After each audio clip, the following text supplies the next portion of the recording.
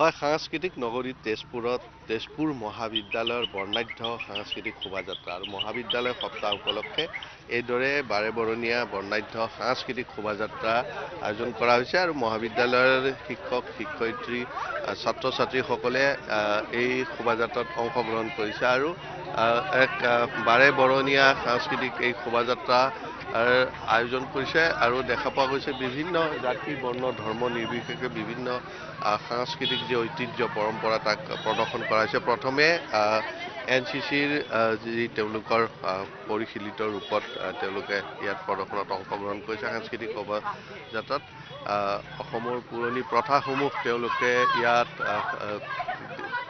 পৰিৱেশন কৰিছে। বিনিময় প্ৰথা, জোনমিল বেলা, সতীদাহ প্ৰথা আৰু আমি দেখা পাওঁ সাপে খুটিয়ালে নদীত উটিয়াই দিয়া প্ৰথা।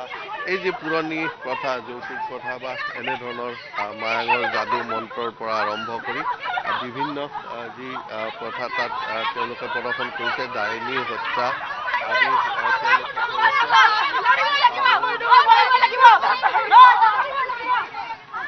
পৰ্যটন বিভাগৰ তেনেকে বিহু, কথক, বড়ো নৃত্য, সত্ৰীয়া নৃত্য, নেপালী নৃত্য, মনপাসকলৰ যি অৰুণাচলৰ মনপাসকলৰ নৃত্য বা পাঞ্জাবী সৰ্বভাৰতীয় পৰ্যায়ৰ যিসমূহ নৃত্য গীত আছে তেওঁলোকে তাত প্ৰদৰ্শন কৰিছে। একেদৰে ইংৰাজী বিভাগৰ তেওঁলোকৰ হ'ল বিভিন্ন যি অসমীয়া ভাওনাৰ পৰম্পৰা, পাশা খেলৰ প্ৰদৰ্শন কৰিছে তেওঁলোকে আৰু মহাভাৰতৰ দৃশ্যাৱলী তেওঁলোকে প্ৰদৰ্শন কৰিছে। দেখা পোৱা গৈছে ইয়াত সেইধৰণে যি আৰু শ্ৰীকৃষ্ণ অৰ্জুনৰ দৃশ্য তেওঁলোকে অভিমন্যু তেওঁলোকে ইয়াত দেখুৱাইছে। ভীষ্মৰ সৰসজ্জা তেওঁলোকে ইয়াত প্ৰদৰ্শন কৰিছে দেখা পোৱা গৈছে আৰু এইদৰে বিভিন্ন জাতি বৰ্ণ ধৰ্ম নিৰ্বিশেষে বিভিন্ন সাংস্কৃতিক ঐতিহ্য তেওঁলোকে প্ৰদৰ্শন কৰা পৰিলক্ষিত হৈছে আৰু আমি সেই সাংস্কৃতিক শোভাযাত্ৰা দেখুৱাইছোঁ। বাণিজ্য শাখাৰ তেওঁলোকে বুঢ়া ডাঙৰীয়া, বৰদৈ চিৰা বিভিন্ন যি ভূত প্ৰেতৰ দেখুৱাইছে যি আমাৰ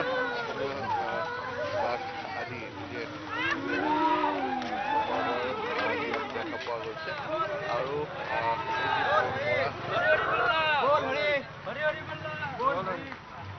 আৰু আমি সেই দৃশ্যাৱলী দেখুৱাই আছোঁ। এইধৰণে বিভিন্ন বিভাগৰ যি ইতিহাস বিভাগৰ তেওঁলোকৰ অসমৰ যি লোক ডাঙৰীয়া আৰু যিসমূহ জনবিশ্বাস আছে, সেই জনবিশ্বাসসমূহক তেওঁলোকে ইয়াত দাঙি ধৰাৰ প্ৰয়াস কৰা পৰিলক্ষিত হৈছে আৰু আমি সেই দৃশ্যাৱলীও দেখুৱাই আছোঁ।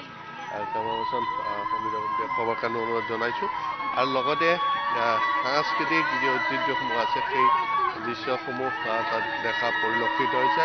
বাংলা বিভাগৰ দৃশ্যাৱলী দেখুৱাইছোঁ। এখন বাঙালী বিয়াৰ পৰিৱেশ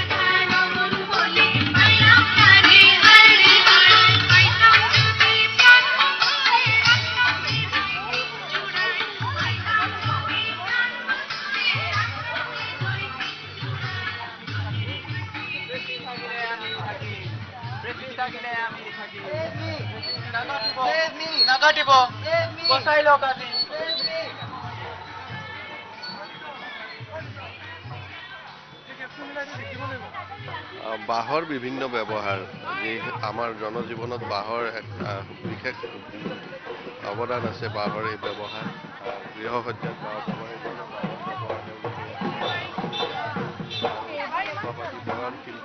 বয়ন শিল্পৰ বিভিন্ন সামগ্ৰী তেওঁলোকে ইয়াত দেখুৱাইছে। মাছ ধৰা সঁজুলিসমূহ, মাছ মৰা কাৰ্যত ব্যৱহাৰ কৰা আৰু